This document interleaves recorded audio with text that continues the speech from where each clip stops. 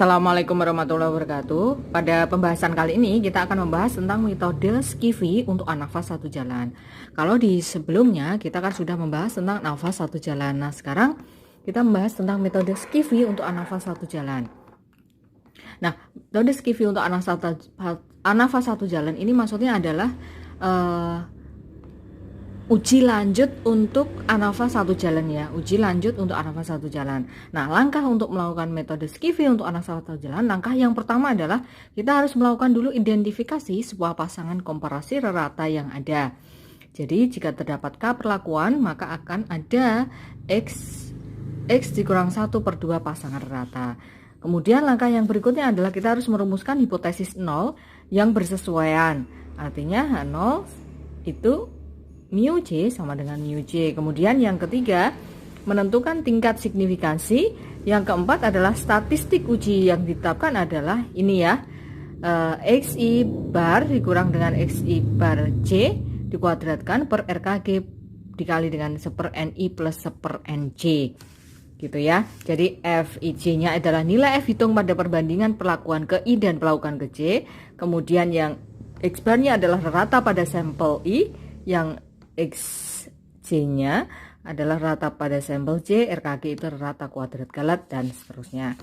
Nah, kemudian kita coba, kemudian yang kelima adalah menentukan daerah kritis.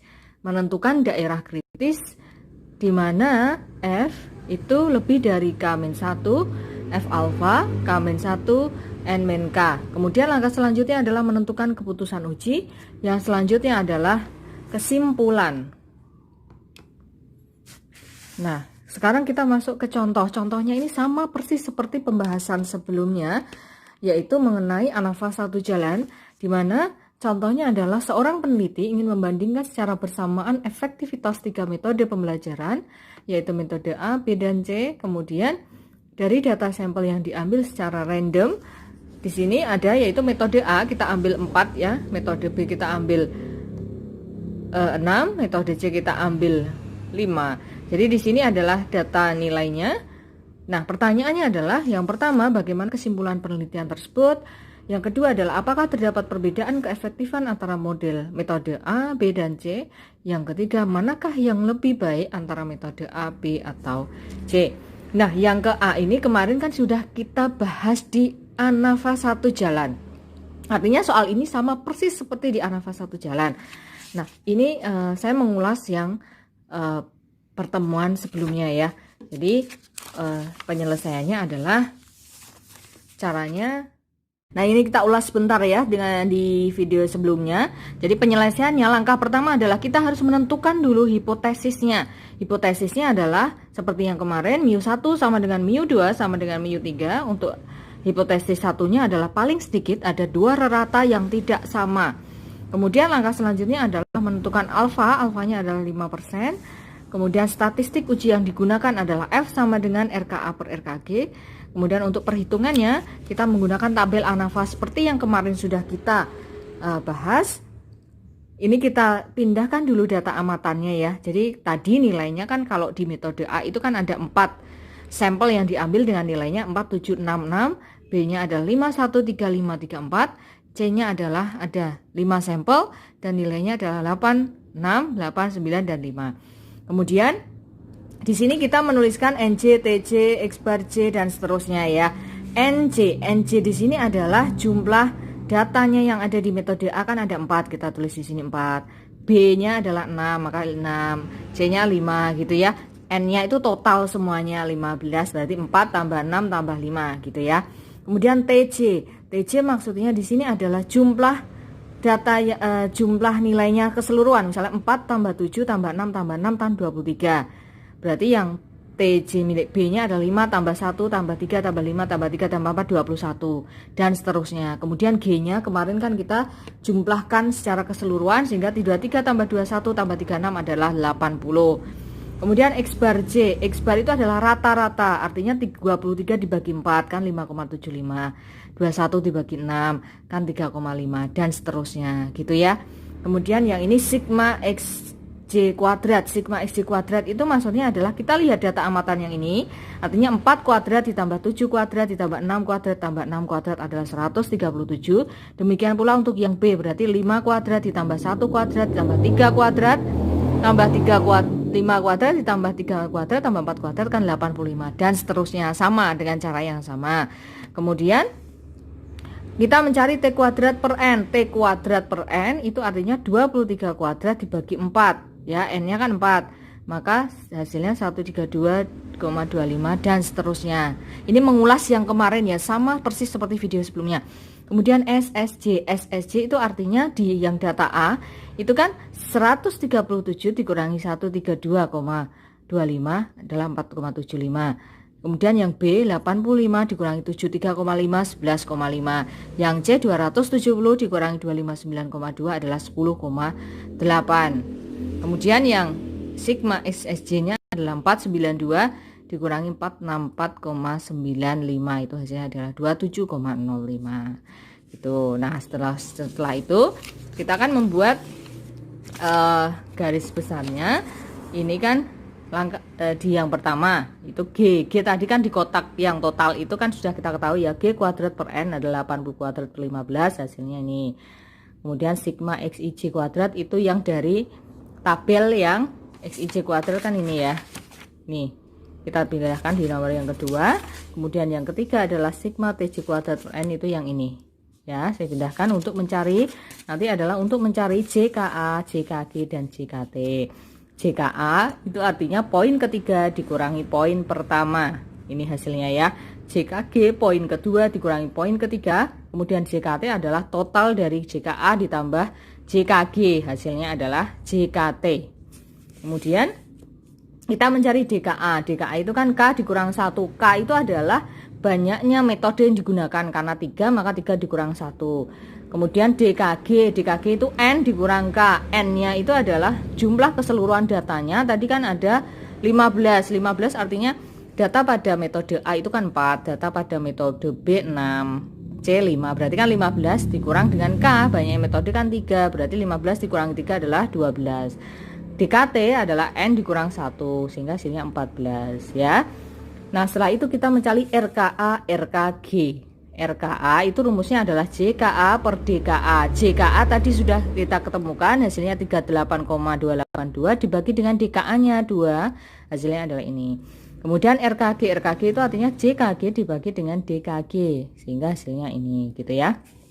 Kemudian F hitungnya itu rumusnya adalah RKA per RKG, hasilnya adalah 8,49. Itu yang data kemarin, ini persis saya hanya mengulang aja ya. Kemudian kita tuliskan dalam bentuk rangkuman ANAFA. Ini kita tulis dalam bentuk yang seperti ini ya. JK, JK pada metode artinya adalah JKA. JKA kalian lihat hasilnya 38,283. JKG-nya yang ini 27,05. Total itu adalah JKT. Ini DKA 2, DKG 12, DKT 14. RKA 19, sekian-sekian, RKG 2, sekian-sekian. F hitungnya hasilnya adalah 8,49. Nah, sekarang tugasnya tadi kemarin adalah kita mencari F tabelnya. F tabel cara mencarinya adalah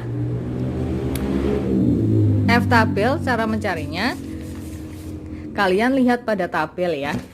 Kalian lihat pada tabel, artinya adalah tabel F. Nah, karena di sini singkat signifikansinya adalah 0,05, di sini F-nya adalah 0,5. Kemudian F-nya kan K-1 tadi rumusnya ya. K-1 artinya K-nya 3 dikurangi 1 kan 2. 2. Kemudian di sini 15 N min Kn besar dikurangi Kn besar 15 dikurangi K kan 3. 15 dikurangi 3 kan 12. Artinya kalian mencari tabel di sini yang 2.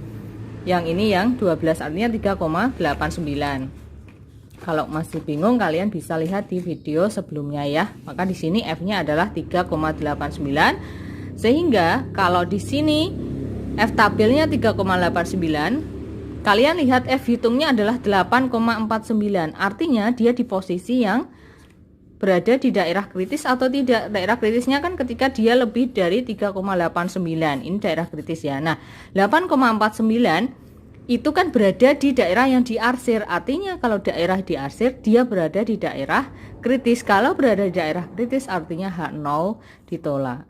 H0 ditolak, kesimpulannya adalah tidak benar bahwa ketiga metode mengajar memberikan efek yang sama. Ya. Kita lanjut ke pertanyaan yang B. Pertanyaan B kan menyebutkan bahwa apakah terdapat perbedaan keefektifan antara metode A, B, dan C. Kita lihat di kesimpulannya tadi kan mengatakan tidak benar bahwa ketiga metode memberikan efek yang sama. Artinya efeknya kan berbeda, ya. Maka di sini jawaban yang B adalah terdapat perbedaan, ya. Terdapat perbedaan keefektifan antara metode A, B, dan C. Gitu ya, artinya terdapat perbedaan keefektifan. Kalau keefektifannya berbeda, artinya kita di sini akan bisa mencari lebih lanjut, yaitu mana sih yang lebih efektif atau mana yang lebih baik antara metode A, B, dan C. Kalau terjadi perbedaan, maka kita bisa lanjut dengan yang namanya adalah uji lanjut atau pasca ANAFA, gitu ya, pasca ANAFA. Nah, untuk mencari uji pasca ANAFA, maka langkahnya adalah seperti yang tadi tertulis, kita harus melakukan yang namanya adalah komparasi dan hipotesis terlebih dahulu. Komparasi dan hipotesis maksudnya di sini kan ada metode A, B, dan C. Artinya ada metode 1, metode 2, metode 3. Metode misalkan di sini metode A vs metode C, B gitu ya. Misalkan di sini A dengan B, yang ini B dengan C, mu A dengan mu C gitu sama ya. Maka di sini H0-nya adalah mu A sama dengan mu B sama dengan mu C, mu A sama dengan mu C. Gitu ya. Kalau yang ini H1-nya mu A-nya tidak sama dengan mu B, yang ini mu B tidak sama dengan mu C, tinggal dibalik aja ya, mu A tidak sama dengan mu C. Kalau di sini sama, di sini tidak sama, sama tidak sama kayak gitu ya. Kemudian alfa yang digunakan adalah 5%. Perhitungannya adalah, jadi kita membandingkan F1 dan F2 gitu ya. F1 F2 rumusnya adalah X bar 1 dikurang X bar 2 dikuadratkan per RKG dikali dengan 1/N1 plus 1/N2. Nah, selanjutnya kita melakukan perhitungan. Kita melakukan perhitungan terlebih dahulu, yaitu F12. Ini artinya adalah pembandingan antara metode 1 dengan metode A dengan metode B ya. Jadi kita melihat dari X bar 1 dikurang X bar 2, artinya rata-rata pada metode A dikurang dengan rata-rata pada metode B. Jadi kita lihat di tabel yang sudah sebelumnya kita buat ya, rata-rata pada metode A. Ini kan ini ya, metode A, B, C. Kita lihat rata-ratanya kan X barnya ini. Berarti rata-rata pada metode A itu kan berapa? 5,75 dikurangi dengan rata-rata pada metode B, 2 itu B ya. Ini hasilnya adalah 3,5. 3,5 kita kuadratkan per RKG. RKG tadi sudah kita lakukan perhitungan di sebelumnya. RKG-nya tadi kalian setelah melakukan perhitungan kan ini ya. Ini RKG-nya adalah JKG per DKG, hasilnya 2,254. Nah, kita tinggal pindahkan ke sini. 2,254 dikali dengan 1/N1. N1 itu adalah jumlah data pada metode A. Tadi kan sejumlah 4. Ada 4 sampel ditambah dengan data pada metode B 6 ya, 1/6. Nah, ini kita lakukan proses perhitungan. 5,75 dikurang 3,5 kan 2,25.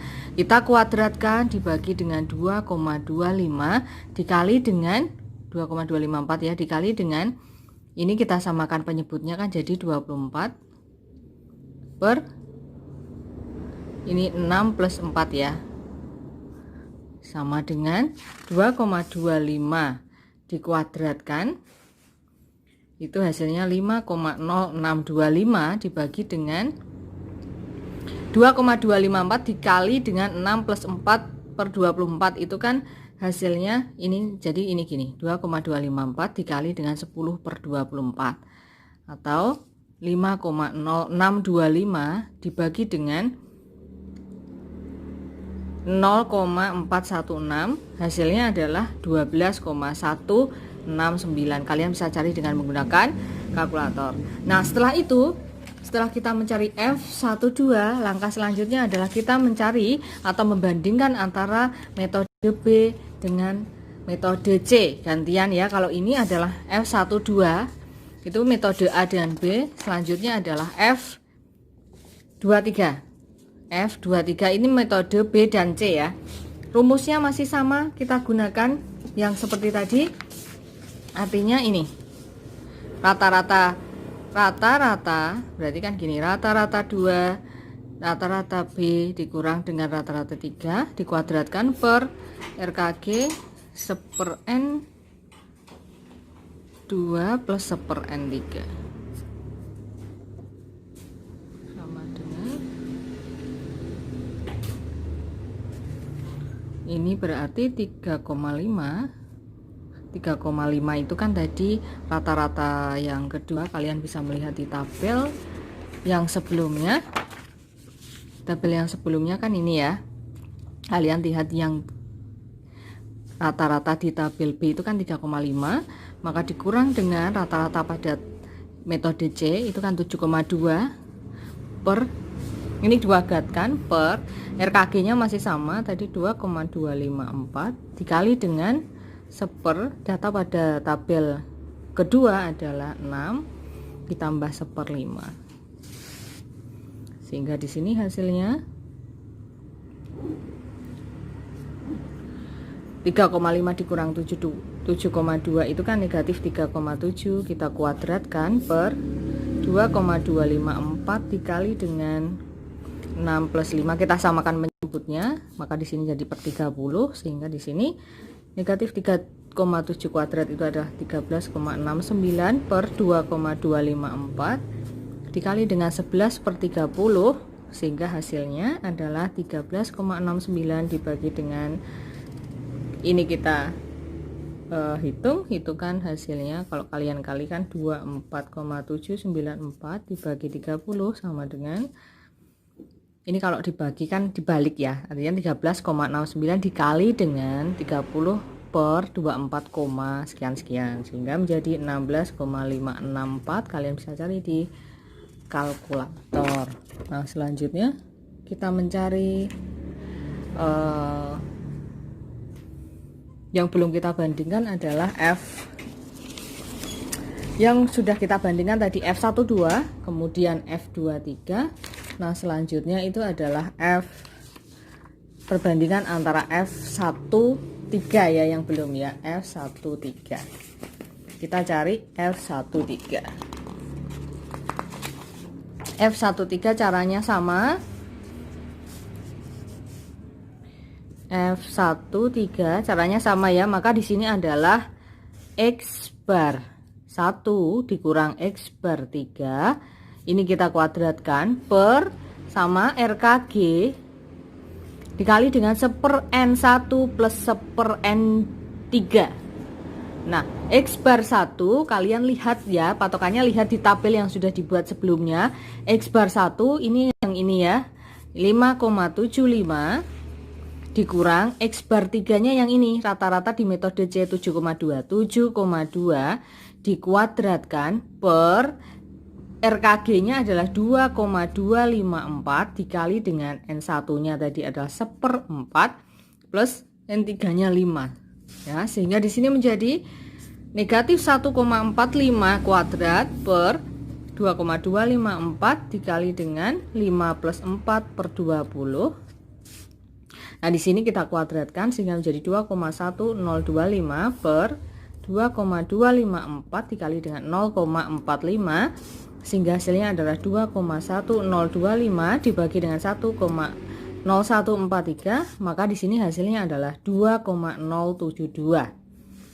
Ya, setelah itu langkah selanjutnya adalah kita menentukan daerah kritisnya.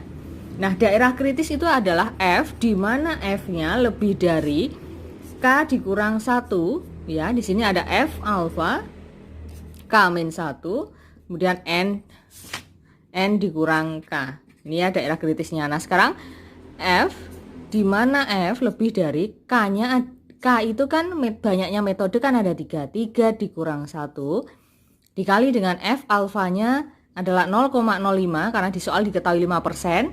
K-nya tadi metodenya ada 3, maka 3 dikurang 1. N-nya adalah jumlah keseluruhan data di metode A, B, C, dan ABC adalah 15 dikurang K-nya 3 gitu ya metodenya. Sehingga di sini menjadi F, di mana F lebih dari 2 dikali dengan F 0,05, 2, di sini adalah 12. Nah, ini kita lihat dulu di tabel F, di mana F lebih dari 2 dikali F tabel. Ini adalah F tabel ya. Kalian lihat di tabel F. F-nya alfanya adalah 0,05. Maka kita lihat di tabel F. F-nya adalah 0,05, kemudian di sini 12. Maka kalian tarik dulu. Lihat dulu yang bagian ini ya. Bagian sini kalian pilih yang 2, kemudian kalian tarik ke bawah, kalian cari yang 12 karena yang diinginkan adalah 12 ya, maka hasilnya adalah 3,89. Maka di sini 3,89. Artinya 2 dikali 3,89, maka F, di mana F-nya lebih dari 6,78. Nah, ini adalah daerah kritisnya F, di mana F-nya lebih dari 6,78. Nah, sekarang kita masuk ke yang namanya adalah keputusan uji. Keputusan uji. F, daerah kritisnya adalah 6,78, maka keputusan ujinya adalah keputusan uji. Nah, keputusan uji itu yang pertama, yang A. Kita lihat dulu yang bagian F12. Ya, F12 artinya di metode A, metode B ya. F12. Tadi di daerah kritis kan F lebih dari 6,78 ya.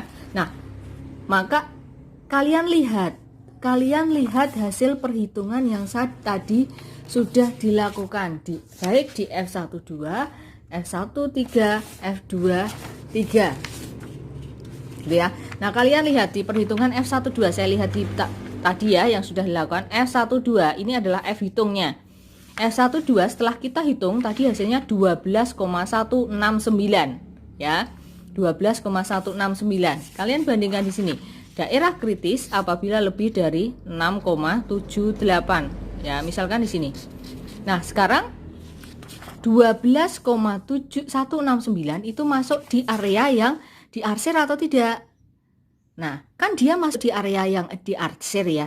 Kalau area yang diarsir artinya H0 itu ditolak ya. Daerah kritis H0 ditolak. Oke, untuk S12. Kemudian yang B, F23. F23 tadi setelah dihitung hasilnya kan berapa? 16,564. Nah, 16,564 itu masuk di wilayah yang diarsir atau bukan? Kan masuk ya wilayah yang diarsir, maka kalau masuk di wilayah yang diarsir artinya H0 ditolak. Ya, kemudian yang C, F13. F13 hasilnya adalah ini 2,072. 2,072 itu masuk di daerah yang diarsir atau tidak? Kan tidak, karena dia berada di wilayah ini. Maka artinya adalah H0 diterima. Ya.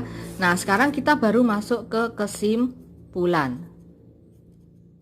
Nah, untuk kesimpulannya, kalian lihat antara metode 1, metode A dengan metode B, itu kan tadi H0 ditolak. Artinya kalau H0 ditolak, kesimpulannya adalah ada perbedaan efektivitas antara metode A dan metode B. Ada perbedaan, cuma dalam perbedaan itu, kalau ada perbedaan artinya ada yang lebih baik. Nah, untuk melihat mana yang lebih baik antara A dan B, itu kalian kembali ke melihat rata-ratanya antara A dan B ya.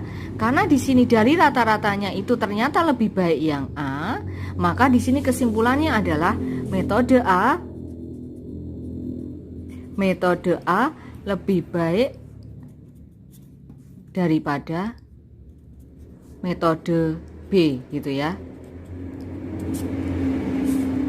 terhadap prestasi belajar, terhadap prestasi belajar. Nah, sekarang kesimpulan yang B. Yang B itu kan antara metode 2, metode B dengan C. H0 ditolak. Arti dari H0 ditolak itu artinya adalah ada perbedaan. Ada perbedaan hasil antara metode B dan C. Nah, dari perbedaan itu, karena ada perbedaan kan kita bisa menentukan mana yang lebih baik. Itu melihat kembali rata-ratanya antara B dan C. Karena di sini B-nya 3,5 dan C-nya adalah 7,5, 2 rata-ratanya, maka kan lebih baik yang C ya. Di sini disimpulkan bahwa metode C lebih baik daripada metode B lebih baik daripada metode C lebih baik daripada metode B terhadap prestasi belajar. Yang C, kalian lihat H0 diterima. Artinya kalau H0 diterima itu kesimpulannya adalah sama baiknya ya, tidak terdapat perbedaan. Artinya kalau dia tidak ada bedanya artinya sama-sama baiknya. Antara metode A sama baiknya dengan metode C terhadap prestasi belajar. Gitu ya kesimpulannya.